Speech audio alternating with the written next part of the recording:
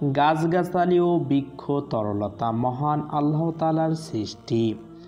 গাছের সঙ্গে মানুষের জীবন প্রভাব জড়িত। প্রাণীদের বেঁচে থাকার জন্য গাছের প্রয়োজনীয়তা আবশ্যিক, কারণ সবুজ পাতায় সে তাকে বৃক্ষ প্রাণীর শিহরণ জাগায়। ঝিরঝির হিমেল বাতাসে দেহমন জড়িয়ে আসে। গাছ আমাদের অক্সিজেন দেয়, সে অক্সিজেন গ্রহণ করে আমরা বেঁচে থাকি। গবেষকদের মতে একটি গাছ বছরে প্রায় 13 কেজি কার্বন ডাই অক্সাইড গ্রহণ করে। গাছপালা ও বৃক্ষ পরিবেশের ভারসাম্য রক্ষা করে, চারিদিকে সজীব সতেজ ও স্বাভাবিক রাখে। মহান আল্লাহ তাআলাকে গাছগাছালি ও বৃক্ষরাজি সেজদা করে, তার তাসবিহ পাঠ ও পবিত্রতা বর্ণনা করে। কোরআনে আল্লাহ তাআলা বলেন, আপনি কি দেখেননি আসমান ও জমিনে যা কিছু আছে, সূর্য, চন্দ্র, তারকারাজি, পর্বতমালা, বৃক্ষলতা ও জীবজন্তু এবং অনেক মানুষ আল্লাহকে সেজদা করে। সূরা হজ আয়াত নাম্বার 18। গাছপালার প্রসঙ্গে মহান আল্লাহ তাআলা পবিত্র কোরআন কারিমে আরও বলেন, আমি ভূমিকে বিস্তৃত করেছি ও তাতে পর্বতমালা স্থাপন করেছি এবং তাতে নয়নভিরাম সর্বপ্রকার উদ্ভিদ উদ্গত করেছি।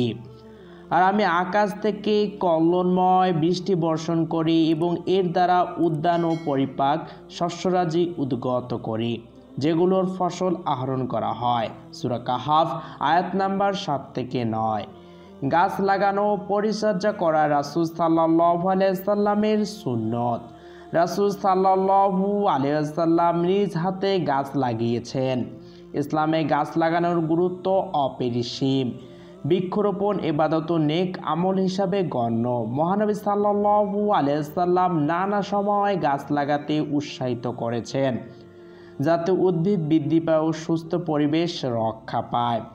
আনাস রাদিয়াল্লাহু তাআলা আনহু থেকে বর্ণিত হাদিসে রাসূল সাল্লাল্লাহু আলাইহি ওয়াসাল্লাম বলেন, যদি কোনো মুসলিম কোনো গাছ রোপণ করে অথবা ক্ষেত্র ফসল বনে আর তা থেকে কোনো পোকামাকড় কিংবা মানুষ বা চতুষ্পাদ পানি খায়, তাহলে তার জন্য সদকা হিসাবে গণ্য হবে।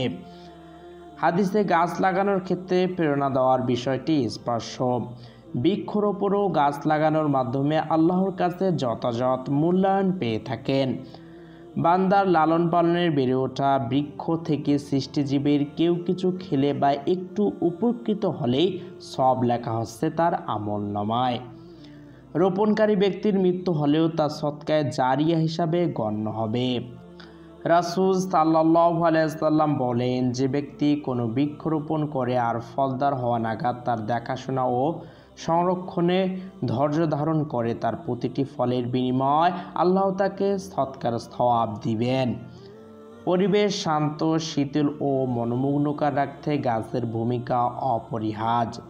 তাই অপ্রয়োজনীয় বৃক্ষ কাটাকে কঠোরভাবে নিষেধ করেন প্রিয় নবী করিম সাল্লাল্লাহু আলাইহি ওয়াসাল্লাম। আব্দুল্লাহ ইবনে হুবশি রাদিয়াল্লাহু তাআলা আনহু থেকে বর্ণিত হাদিসে হুঁশিয়ারি দিয়েছেন, তিনি রাসূল সাল্লাল্লাহু আলাইহি ওয়াসাল্লাম বলেন, যে ব্যক্তি বিনা প্রয়োজনে গাছ কাটবে, আল্লাহ তার মাথা আগুনের মধ্যে নিক্ষেপ করবেন। আবু দাউদ হাদিস নং 5241। তবে মানুষের চলাচল কষ্টকর হয় কিংবা অন্য কোনো অসুবিধা তৈরি করে এমন গাছ কাটলে অসুবিধা নেই।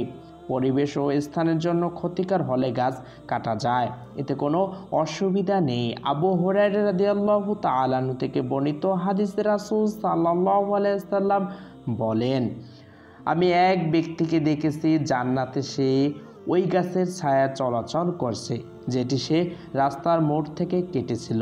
গাছটি মানুষকে কষ্ট দিত। মুসলিম হাদিস নং 5837। পরিবেশ বাঁচাতেও সুন্দর করে গড়ে তুলতে হলে বৃক্ষরোপণ বাড়াতে হবে। আর গাছ লাগানো পৃথিবীর শ্রেষ্ঠ মানব মহানবী সাল্লাল্লাহু আলাইহি ওয়াসাল্লামের বিশেষ আমল। বৃক্ষরোপণ ও গাছের পরিচর্যা করতে তিনি উৎসাহিত করেছেন।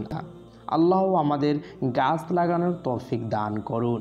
সম্মানিত প্রিয় ভিউয়ার্সরা, এতক্ষণ ধরে আমি কথা বলছিলাম। My name is Habibur Rahman. ভিডিওটা শেষ করার আগে ছোট্ট একটা রিকোয়েস্ট না করলে নয়, যারা আমার চ্যানেলে নতুন অবশ্যই সাবস্ক্রাইব করে এই ছোট্ট পরিবারের সদস্য হয়ে যাবেন। Thank you very much everybody.